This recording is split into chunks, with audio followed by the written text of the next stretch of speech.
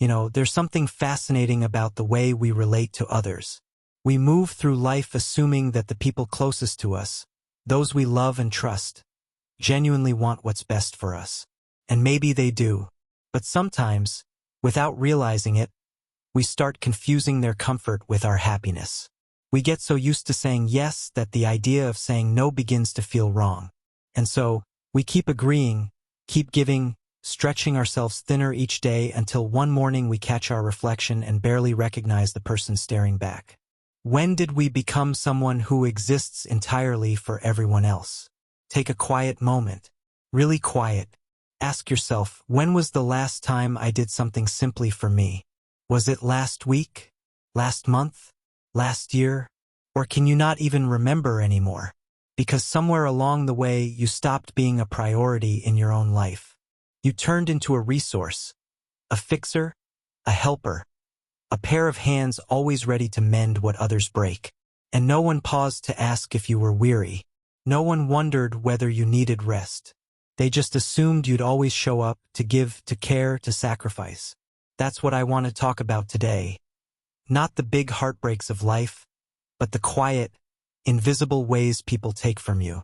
The subtle ways they drain your energy and rob your peace, until you're left wondering why you feel so empty. It's rarely obvious. They don't announce, "I'm about to use you." Instead, they arrive with guilt, with tears, with phrases like, "But you're my brother," or "If you loved me, you would." And before you know it, you're carrying burdens that were never meant to be yours. Let's look at 5 kinds of requests people make. Ones that seem reasonable but are anything but, and why avoiding those who make them might be one of the healthiest choices you'll ever make. 1. Taking on responsibilities that aren't yours. Have you noticed how often people expect you to fix their problems? A friend, a child, a sibling, they come to you with an issue and frame it as an emergency. "I don't know what to do," they say, or, "Can you help me, please?" Out of love and loyalty, you step in. You offer advice, money, time. What begins as one small favor becomes a habit. Soon, you're doing it all. Making their calls, paying their bills, watching their kids while they live their lives. And when you finally suggest that maybe they should handle things themselves, they act shocked, even offended. Suddenly, you're the selfish one. But think about it. When did their lack of responsibility become your lifelong obligation? You give up rest, comfort, dreams, all so they can keep avoiding their own. It's like walking your own path with a heavy backpack. Your plans, your worries, your needs, and someone asks, "Can you carry mine for a bit?" You agree, being kind. Then another person comes, and another, until you're hunched under the weight of everyone else's baggage while they stroll freely ahead. That's not kindness. That's exploitation disguised as love. The cruel truth is, the more you give, the more they expect. They don't see your struggle. They're too busy enjoying their freedom. And when you collapse, they won't lift a finger. They'll only wonder why you've changed.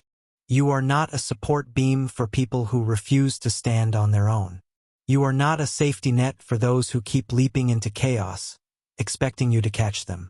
Ask yourself, is this really love, or is it fear?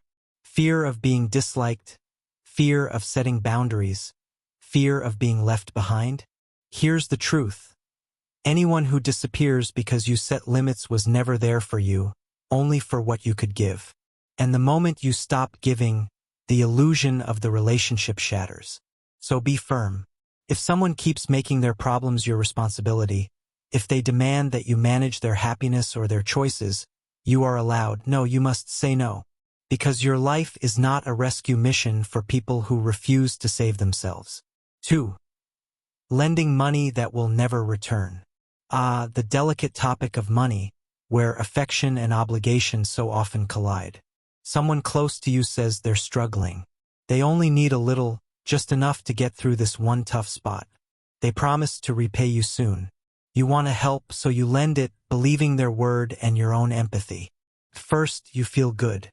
You solved their problem, proved your care. But then, silence. The repayment never comes. When you mention it, they look hurt. They remind you of their hardships, make you feel guilty for bringing it up. They say, "I'll pay you back soon." But soon never arrives. Months pass, maybe years, and what you lent has quietly vanished, along with your trust.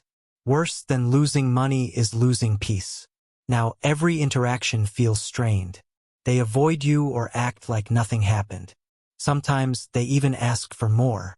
Here's the reality: when someone borrows money with no plan to repay it, they're not borrowing. They're taking. And they rely on your discomfort with confrontation to get away with it. They know you value the relationship too much to make it awkward. But if they truly valued you, would they risk your friendship over a few bills? What they're really saying is this: my comfort matters more than your stability. The painful truth is that lending money rarely fixes the root problem. Most of the time, financial trouble isn't bad luck. It's bad habits. And your help doesn't solve it. It only delays their reckoning. Of course, real emergencies exist. A medical bill, a broken car, an unexpected loss of work. But even in genuine hardship, a person with integrity will make an effort to repay what they owe. They'll honor your trust. If instead, someone's life is one endless crisis after another, you're not dealing with misfortune, you're dealing with a pattern. And your generosity is feeding it. Protect yourself. Helping doesn't mean handing over money. You can support someone by offering guidance, helping them budget, or connecting them with real resources. But risking your own security to fund someone else's irresponsibility isn't kindness. It's self-betrayal. Your savings, your peace of mind, your future, these are not up for negotiation. At this point in your life, the last thing you need is unnecessary trouble. One of the hardest challenges you'll face is when people try to pull you into conflicts that have absolutely nothing to do with you. This one is particularly tricky because it often comes disguised as loyalty. Someone you care about is clashing with another person you also love. Maybe your kids are arguing, maybe it's siblings or extended family drama, and before you realize it, you're caught in the middle. Each person comes to you, pleading their case, wanting you to see things their way, insisting they're right and the other is wrong. Then comes the question that feels like a trap. Whose side are you on? It's a terrible position to be in because the moment you choose, you lose. Support one side and you risk alienating the other. Try to remain neutral and both accuse you of indifference. Attempt to mediate, and when peace falls apart, everyone blames you. Here's the truth. These people aren't looking for your wisdom or guidance. They want validation. They want you to confirm that they're the victim, that they're justified, that the other person is completely wrong. By pulling you in, they're trying to recruit you not to seek truth, but to strengthen their side. But ask yourself, what do you actually gain from getting involved? Even if you manage to calm things temporarily, have you truly solved anything? Because those who genuinely want peace will find it on their own, and those who don't will argue again soon, probably over something just as small, and expect you to step in again. Meanwhile, you lose your peace, your neutrality, and your ability to love both sides freely. Once you take a side, you create a fracture that may never fully heal. Every future conversation carries tension. Every family gathering becomes uneasy. Every phone call feels cautious. And for what? To solve a problem that was never yours to begin with? That's not wisdom. It's volunteering for unnecessary suffering. There's an old saying, when two people fight, the one who steps between them gets hit by both. It's true. No matter how fair you try to be, eventually someone will feel betrayed. And your reward for trying to help? Resentment. So what's the answer? Simple. Don't get involved. When someone brings you their grievances, listen with compassion, acknowledge their pain, but don't take sides. Don't play messenger between opposing camps. Say calmly but firmly, this is between you and them. I love you both, but I'm not taking sides. Work it out together. Will they like your answer? Probably not. They may guilt you or question your loyalty, but hold your ground. In truth, you're honoring everyone by doing so. You're respecting their ability to resolve their own problems, preserving your relationships from unnecessary bitterness, and most importantly, protecting your own peace. Your job now isn't to mend every broken tie. It's to keep your heart steady. Love people deeply, but stay out of their chaos. Be kind, be present, but don't be entangled. That requires boundaries clear, firm, and loving ones that say, I care about you, but I won't be pulled into this. Then comes another challenge. People asking you to change who you are so they can feel comfortable. Sometimes it's subtle, sometimes it's blunt, but the message is always the same. You're too much, not enough, too old-fashioned, too outspoken. Maybe they criticize how you dress, the opinions you hold, the hobbies you enjoy, or even how you live your life. The painful part? These comments often come from people who claim to love you, family, close friends, those whose opinions you once valued. They frame it as concern.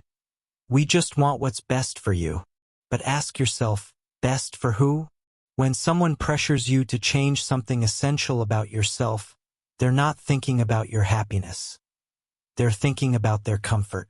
They're uncomfortable with your authenticity, embarrassed by your differences, or disappointed that you don't fit the image they've built in their heads. What they're really asking is for you to hide. Put on a mask, dim your light, trade your authenticity for their approval. And that's never a fair exchange. Who are you without your quirks, your passions, your individuality? Ironically, those who want you to change are often the ones who've never truly changed themselves. They follow the crowd, do what's expected, and resent those who don't. But you've lived long enough to know that other people's opinions are just that, opinions. They aren't laws or truths. You don't owe anyone a performance. Growth is beautiful, but it should come from within, not from someone else's discomfort. So when you're told to be different, pause and ask, is this about genuine growth or about their unease? If it's the latter, your answer should be a clear, calm no. You've earned the right to be yourself. You've lived, learned, survived, and evolved. If someone can't accept the real you, that says more about them than it ever could about you. They love the idea of you, not the person you actually are, and that's not real love.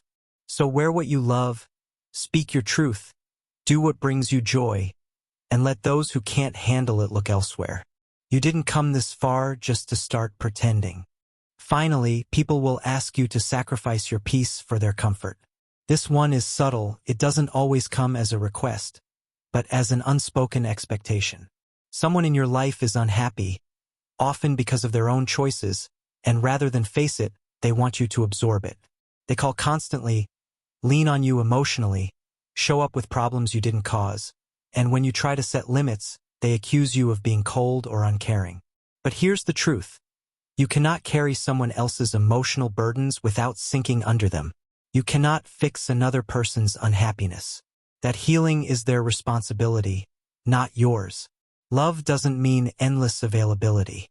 Caring doesn't mean never saying no. When you constantly rescue someone, you teach them that they never have to grow. They begin to rely on your strength instead of building their own, and eventually both of you crumble under the weight. Protect your peace as though it were the most valuable thing you own, because it is. Peace of mind, emotional balance, the ability to move through your day with calm. Those are not luxuries. They're essentials. Anyone who asks you to give them up is asking too much. You can still love deeply, help kindly, and care sincerely, just without sacrificing yourself in the process. When people call you selfish for setting limits, remember, caring for yourself isn't selfish. It's healthy. Anyone who truly loves you will want you to have peace, not pain. So remember this, there are 5 things people will often ask of you that you must gently refuse. To carry responsibilities that aren't yours. To lend money you'll never see again. To choose sides in conflicts. To change who you are. To sacrifice your peace for their comfort. Say no kindly but firmly. You don't owe long explanations. Those who respect you will honor your boundaries. Those who don't have simply revealed who they are. Life is short, peace is precious, and once lost, it's hard to get back. Guard it fiercely. Your life belongs to you, not to others' expectations or demands. The most radical act of freedom is simply to live life on your own terms.